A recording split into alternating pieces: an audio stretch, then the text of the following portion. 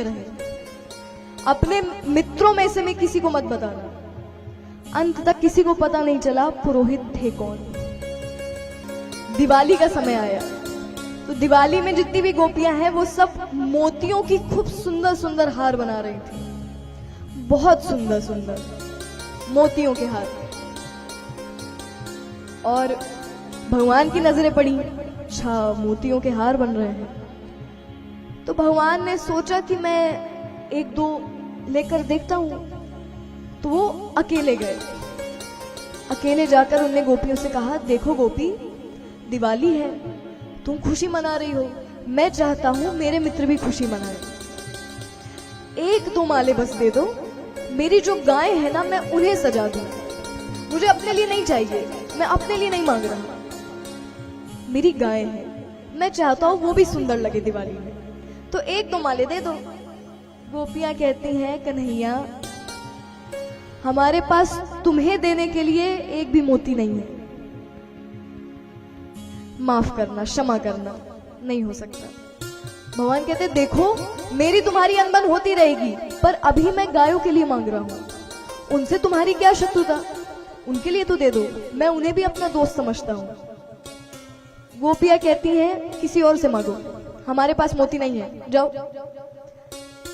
अब उनका ऐसा बोलना भगवान को बात अंदर तक लग गई। भगवान कहते, अच्छा इतना अहंकार, ठीक है, नहीं चाहिए मोती, रख लो। और दोबारा भला मैं तुमसे कुछ भी मांगू, देख लेना आप। तो भगवान क्रोध से जाते हैं यशोदा मैया के पास और उन्होंने कहा, मैया मुझे अपने एक दो माले दे दो मोतियों के। यशोदा मैया कहती, कन्हैया तुम्हें क्या आवश्यकता मालों की? बोले, दो तो मुझे मोतियों की खेती करनी है, मुझे बहुत सारी मोतियां चाहिए। अब मैया कहती है, कन्हैया मोतियों की खेती नहीं होती है, अरे वो समुद्र में मिलते हैं, सीप के मुंह के अंदर। भगवान कहते हैं, अगर मैं कह रहा हूं ना मोतियों की खेती होती है, मतलब होती है, मुझे अपने माले दे दीजिए। यशोदा मैया कहती है, मैं तुम्हें मना ही नहीं कर पाती हूँ किसी बात के लिए। तो उनने दो सबसे सुंदर माले निकालकर भगवान को दिए। बोले, लो तुम्हारी खुशी जिसमें है तुम वो करो। और वो माले लेकर भगवान अपने मित्रों के पास जाते हैं। जब वो गए तो उनके मित्र इतने भोले थे कि वो सब कहते, हाँ कन्हैया इतनी खेती करेंगे ना जीवन भर मोती की आवश्यकता ना पड़े। भगवान कहते हैं, हाँ ठीक है। अब एक जगह निश्चित की गई, वहां मालों से मोतियों को अलग किया गया और जैसे हम फसल को लगाते हैं ना वैसे मोतियों को लगाया गया। और हमारे अनाज में तो पानी डले, मोती में क्या? तो भगवान ने कहा, मुझे दूध और मक्खन चाहिए सींचने के लिए। तो देखा सामने से गोपियां दूध दही ये लेकर जा रही थी। तो दो मित्र जाते हैं, श्रीधामा और मुदमंगल, कहते, गोपियां हमें थोड़े दूध की आवश्यकता है। गोपियों ने कहा, क्यों? बोले, हमें अपने खेत की सिंचाई करनी है। बोले, सिंचाई करनी है, क्या है? बोले, हम मोतियों की खेती कर रहे हैं और उसे सींचने के लिए हमें दूध दही चाहिए। अब तो जो हंसे गोपियां, तुम लोग पागल हो, मोतियों की खेती करोगे? अरे वो समुद्र में मिलती हैं, तुम्हें इतना भी नहीं पता, तुम्हारे कन्हैया को भी नहीं पता। और अगर फिर भी चाहिए तो अपने कन्हैया से कह दो, हमारे पास दूध नहीं है, नहीं दही है। और दूध से भरी हांडी थी सर पे। भगवान भी देख रहे हैं दूध नहीं है। भगवान कहते, आ जाओ, मत मांगो, कोई आवश्यकता नहीं, आ जाओ, कोई जरूरत नहीं। वापस आ गए वो लोग। अब पहली बार भगवान ने अपने घर के दूध दही का उपयोग किया, पहली बार। इससे पहले तक जितना भी दूध मक्खन दही सब दूसरों के घर से, पहली बार अपने खुद के घर का उपयोग किया उन्होंने। और अब देखिए, क्योंकि नंद बाबा वहां सबसे ज्यादा संपन्न थे, कमी तो थी नहीं किसी बात की। एक हफ्ते तक लगातार खेत को दूध मक्खन दही से सींचा गया, लगातार, सुबह दोपहर शाम। अगले हफ्ते यानी उस दिन से 7वें दिन के अंदर पूरे नंदगांव में इतनी सुगंधित महक आ रही है। और ऐसा नहीं, कुछ जगह घर घर जा रही है, घर घर। तो जो भी है वो सोच रहे, अरे इतनी अच्छी सुगंध कहां से आ रही है।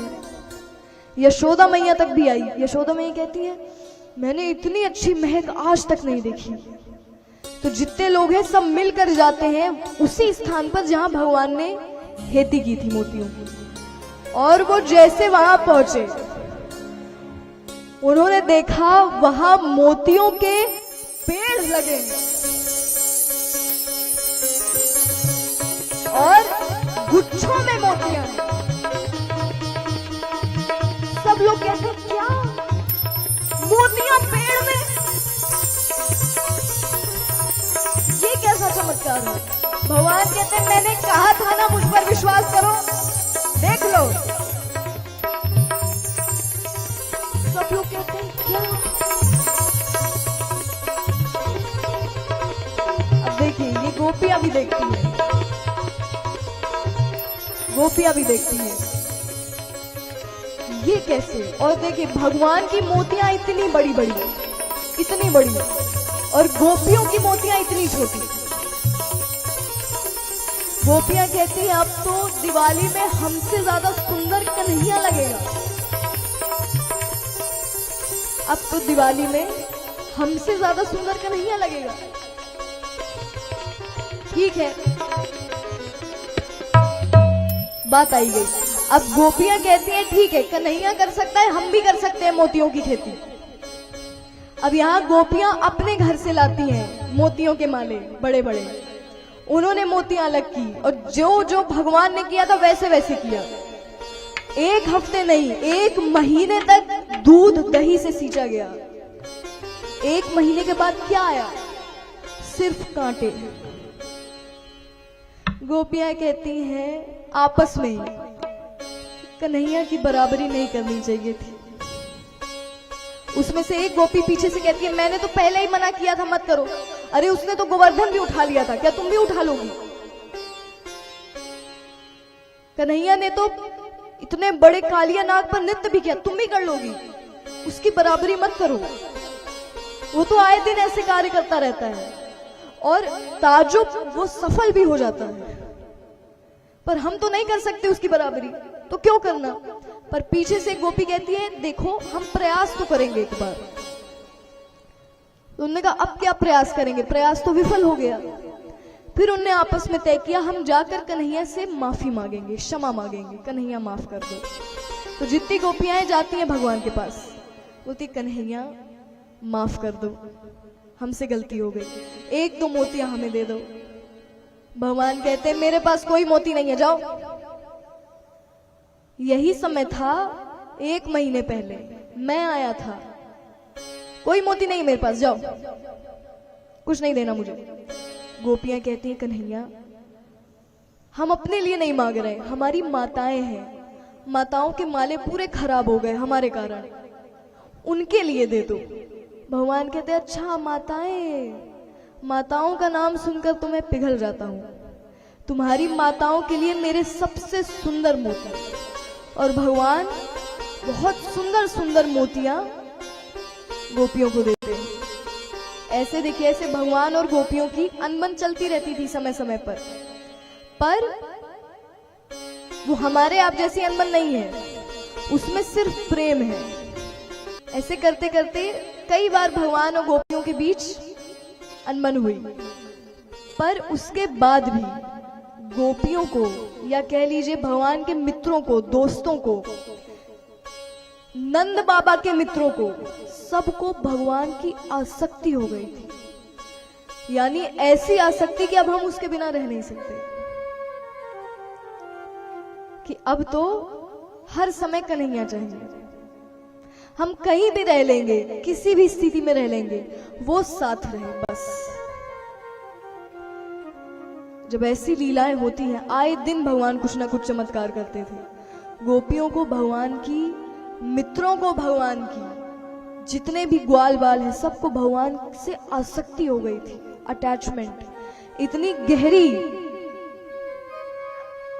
कि गोपियों के तो दिन शुरू होते थे उनका चेहरा देखकर, कि सब कहती थी कि हम कन्हैया को देख लें फिर हमारा दिन अच्छा जाएगा आज का। और भगवान जब गैया चरा के वापस लौटते थे तब वो फिर उन्हें देखती थी, फिर सोती थी। कहती उसे देखे बिना हमें नींद भी नहीं आती।